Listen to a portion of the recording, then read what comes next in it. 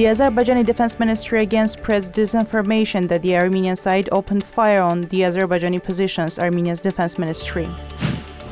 After Azerbaijan's disinformation, the EU mission sends patrols to different parts of the Armenian-Azerbaijani border and records that the situation is calm. Sweden, Malta, Cyprus, Chile, the League of Arab States encouraged the rapid signing of the final text of the peace treaty between Armenia and Azerbaijan. We must complete this peace agreement now, release the prisoners, Mike Waltz to Hajiev. We can send the constitutions of both countries to the Venice Commission for examination, Alain Simonian. Erdogan and Trump discuss efforts to end the Russian-Ukrainian war and restore stability in Syria, Reuters.